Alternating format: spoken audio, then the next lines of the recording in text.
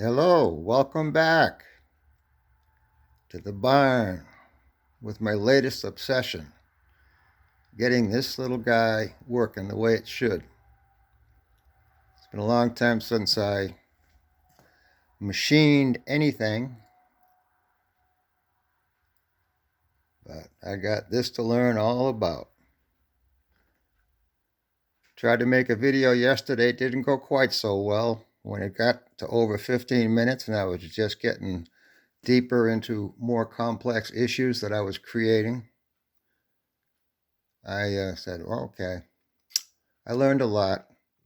I got my head into the scene. You saw the top of the bill on my Boston Red Sox hat. Quite a bit, too much. So what I do after I had that cluster event with the video, well, I did something else. I came up with this sheet. It's got all the details, pertinent things I'd like to know quickly without getting my dirty hands into my literature. So that'll be a work in progress. What else did I do yesterday? Oh, I got some stuffs. Sharpie Pro. And I played a little bit. I'm trying to make a magnetic base for my dial indicator. And that's a 1/4 inch drill. And right now we've got some JB weld curing. So that'll be ready. And essentially the magnet I use, that's half of it. The other half is right there. I've had that for years. Wicked strong magnets. But I figure that should work. We'll see. Getting back to getting my first piece cut. And there it is, still in the lathe. So let me get my little tool so we can get it out of the lathe. Whoops. It's going to be one of those videos. While I'm back here, maybe I'll give you an overall view. Yeah, that kind of puts everything in perspective, especially if I get my finger out of the way. You've seen most of that stuff, just panning through it, but now you get the whole picture. My bench, my stool, and it's a step stool. You know why it's a step stool? Take a guess. It has a step. That's why they call it a step stool. See? You got to pay attention to this important stuff. So anyway, let me put this back on.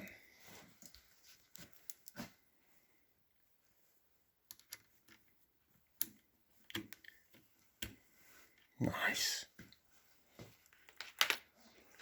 I'll put that back. You ever had that problem where if you don't put things back exactly where they belong, you spend way too much time? Ooh, coffee. Gotta have that. If you're wondering why there's no music at the start of this, looking at my coffee cup and the radio, got an email from YouTube yesterday. Something about a copyright issue. And that's really why there's no music. Because I guess using copyrighted music on the radio in my video, and I'm assuming that's the problem. They just said I was had a copyright issue. So I can only assume it was that. So that's why there's no more tunes in my little barn. So anyway, the idea behind this, as I mentioned, look at that. That's what it's going to be for. It's going to be flush on the inside with just about that much sticking out for a little clearance from the pulley to stay away from the motor itself. That's why I want to make this piece This first piece I'm working on, very important. But at the end of that video where I made that first cut, which was just facing off, there we go, facing off that surface and then boring that hole with the center drill, which brought us to this. You might have caught at the very end that as I was getting more and more into the beefier angled part of the center drill, this moved a little bit and these little plugs, set screws, went around about over to here. So about 3/4 of a revolution. And the issue was I had gone too far out and out and out. And I reached the point where I obviously ran out of thread, but there was a little bit more thread. What happened was it kicked out of the little part over here, which is now a big part, and it's got 3 ways of working. I can use a wrench, I can use my fingers, or I can use a slotted screwdriver. The other one was just a little tiny slot, and that's down in here.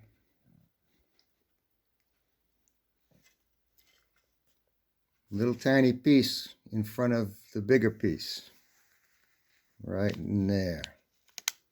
That's what I replaced with that. Bigger's better. I'm a guy. I'm sorry. So anyway, what I did, come on. Ah, there we go. As I take this out further, ooh, did a crow drop something on my quill? Nope, that's in focus. No, a little bit of that nice stuff, a little Sharpie. I made it a mark first, and then I hit it with Sharpie, and you can kind of see a little bright silver spot in there. That's the mark and the Sharpie. What that's telling me is that I'm now in the danger zone where I'm continuing to turn, but you notice it's not going anywhere now.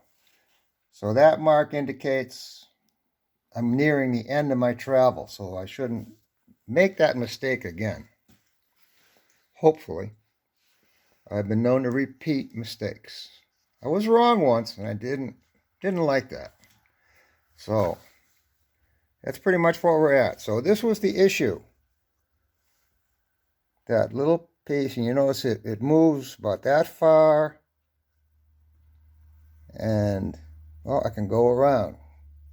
But there was just a little bit of resistance there, so I was just touching the little bit. See, and now the quill comes out wicked easy. So I can take this out.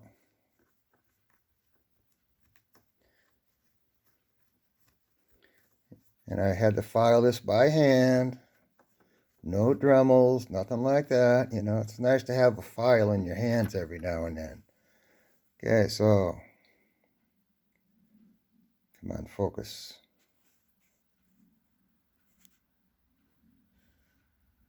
Okay, but anyway, there's just a little tiny piece. Oh, that shows up better in the reflection. But I had to kind of file in evenly on both sides to get a little bit of a rectangle on the end to fit the slot that's on the side of the quill. And there it is. Okay, what am I doing here?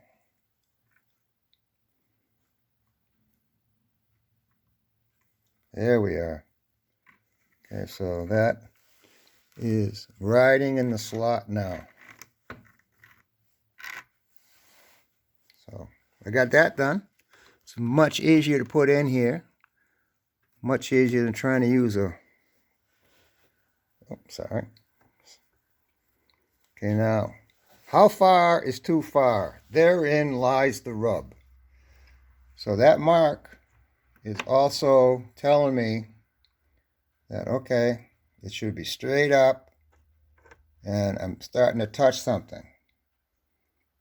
And if I look and wiggle it a little bit, it's the quill, not this. And so I should be able to, oh, there we go with two hands again. See, it's just starting to go in now. And when you